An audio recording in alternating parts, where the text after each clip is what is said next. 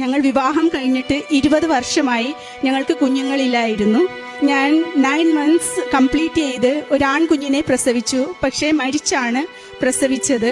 അതിനുശേഷം 6 പ്രാവശ്യം മിസ്കാരേജും 4 പ്രാവശ്യം DNCയും 3 പ്രാവശ്യം ലാപ്രോസ്കോപ്പിക് സർജറിയും 2 പ്രാവശ്യം ഹിസ്ട്രോസ്കോപ്പിയും 1 പ്രാവശ്യം അമൃത ഹോസ്പിറ്റലിൽ IVFും ചെയ്തു. പക്ഷേ റിസൾട്ട് എല്ലാം 0 ആയിരുന്നു. ഞങ്ങൾ ഒരുപാട് ട്രീറ്റ്മെൻറ്റിന് പോയി.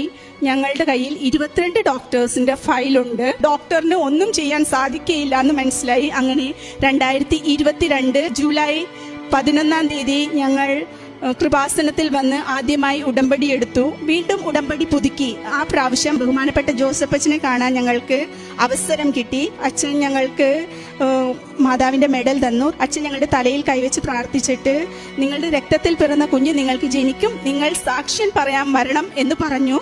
അത് ഞങ്ങൾ പൂർണ്ണമായിട്ട് അപ്പോൾ തന്നെ വിശ്വസിച്ചു. ആ പ്രാവശ്യം ഞാൻ തിരിച്ച് ഗുജറാത്തിന് പോയപ്പോൾ ഞാൻ ഒരു ജ്ഞാനസ്നാന വലിയ തിരി വാങ്ങിച്ചുകൊണ്ട് പോയി. ഞാൻ എൻ്റെ അലമാരി തുറന്ന് കാണുന്ന സ്ഥലത്ത് തന്നെ ആ തിരി വെച്ചിട്ട് ഞാൻ എല്ലാ ദിവസവും കൃപാസനം മാതാവിനോട് ചോദിക്കുമായിരുന്നു, മാതാവേ, എന്നാണ് ഞാൻ ഈ തിരിയുമായി പള്ളിയിൽ കയറുന്നത്?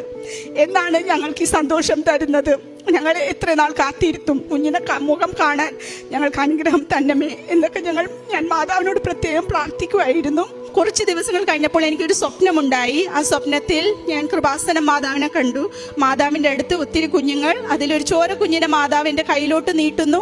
11 months കഴിഞ്ഞ് ഞാൻ കൺസീവായി. അങ്ങനെ അഡ്മിറ്റായി. 3-ാം ദിവസം ഏപ്രിൽ 23 12:10 സുഖപ്രസവമായി. ഞങ്ങൾക്ക് ആരോഗ്യമുള്ള ഒരു ആൺകുഞ്ഞിനെ മാതാവ് തന്ന് അനുഗ്രഹിച്ചു.